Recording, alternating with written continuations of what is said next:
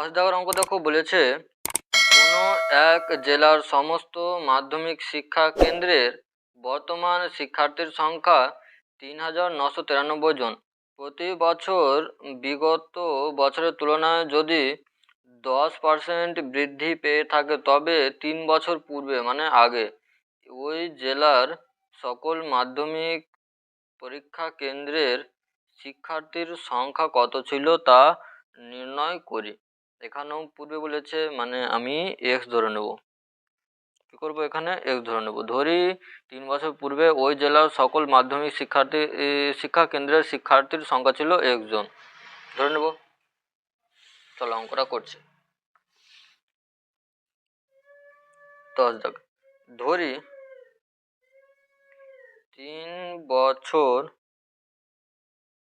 পূর্বে ওই জেলার সকল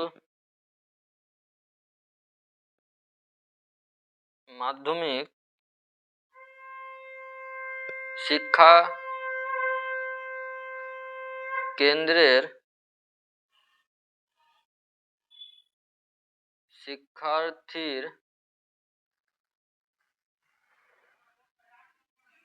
সংখ্যা ছিল x জন।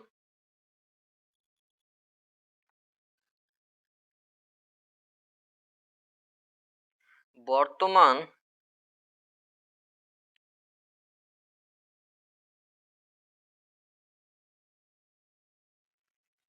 শিক্ষার্থীর সংখ্যা কত দেওয়া আছে? ৩,৯৯৩ জন। আর শিক্ষার্থী বৃদ্ধির হার বলেছে 10%। অতএব শিক্ষার্থীর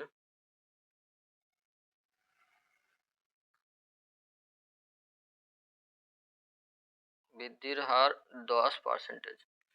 অতএব 3 বছর আগে মাধ্যমিক শিক্ষা কেন্দ্রের শিক্ষার্থীর সংখ্যা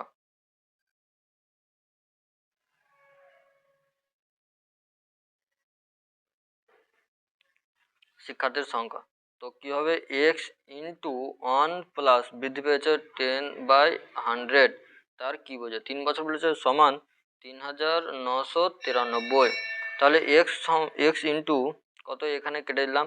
তাহলে 10 একে 10 আর একে 11, 11/10 তার কিউব হয়ে গেল, সমান 3,993। তাহলে এক্স সমান কি হবে, বা এক্স সমান কি হবে, এটা উল্টে যাবে। 3,993 ইন্টু 10/11 ইন্টু 10/11 কবার হবে? 3 বার, 10/11 3 বার হয়ে গেল। তাহলে যদি 11 দিয়ে যদি কেটে দিই, তাহলে 3 দিয়ে 3 6 9 হয়ে গেল। আবার যদি 11 দিয়ে কেটে দিই, তাহলে হয়ে যাবে 33 হয়ে যাবে। আবার যদি 11 দিয়ে কেটে দিই, তাহলে 3 হয়ে যাবে। তাহলে কত হচ্ছে? 3,000 জন। তো উত্তর কত হলো? 3,000 জন শিক্ষার্থী ছিল। কত বছর পূর্বে? 3 বছর পূর্বে। এবার 11 দাগের অঙ্ক দেখো।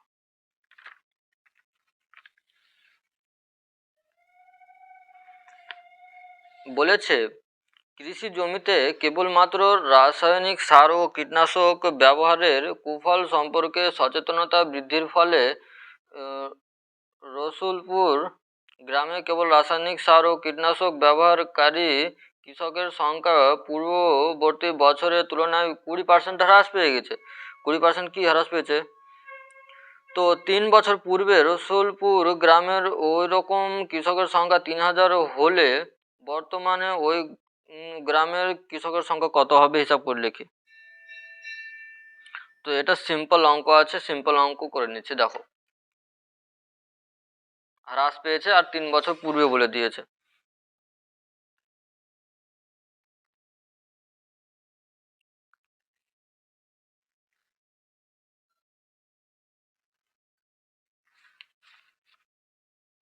11।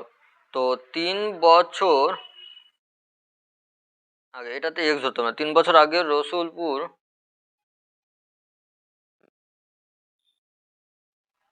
গ্রামের ওই রকম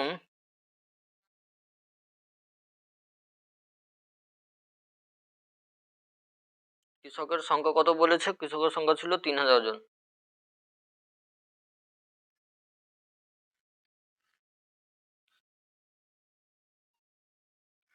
আর পূর্ববর্তী বছরের তুলনায় হ্রাস কত পায়? 20%। তাহলে পূর্ববর্তী বছর এর তুলনায় হ্রাস পায় 20%। তাহলে বর্তমানে ওই গ্রামের ওই রকম কৃষকের সংখ্যা কত হবে? 3000 ইন্টু 1 বিয়োগ কোন হলো হ্রাস পেয়েছিল 100 টু দি পাওয়ার কত হবে? কিউব সমান 3000 গুণিত, এটা দিয়ে কেটে দিলাম, 2 দিয়ে কাটলাম, তো এখানে কত হলো? 5 হলো। 5 একে 5, এখানে 4-এর 5 হয়ে গেল, তার কিউব সমান 3000 গুণিত 4-এর 5-কে 3 বার লিখবো, 4-এর 5 গুণিত 4-এর 5 লিখে দিলাম।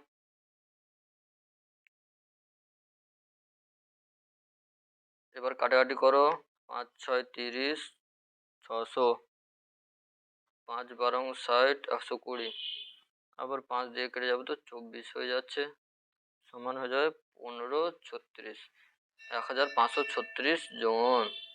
1536 জন, এটা হচ্ছে তো কত সুন্দরভাবে অঙ্কটা হয়ে গেল। এবার 12 দাগের অঙ্কটা পড়ো তো। বলেছে একটি কারখানায় একটি মেশিনের মূল্য 1,80,000 টাকা। তো মেশিনটির মূল্য প্রতি বছর 10% হ্রাসপ্রাপ্ত হয়। 3 বছর পরে ওই মেশিনটির মূল্য কত হবে তা হিসাব করে লিখি। খুব সহজ অঙ্ক, 12 দাগের অঙ্ক, একদম জলের মতন সহজ। 12। তাহলে একটি মেশিনের মূল্য কত ছিল লিখে নি। একটি মেশিনের মূল্য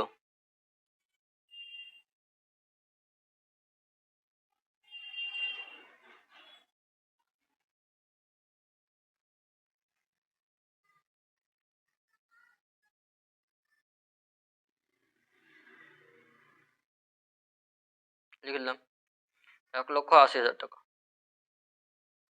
একক, দশক, শতক, হাজার, অযুত, লক্ষ। তাহলে মেশিনের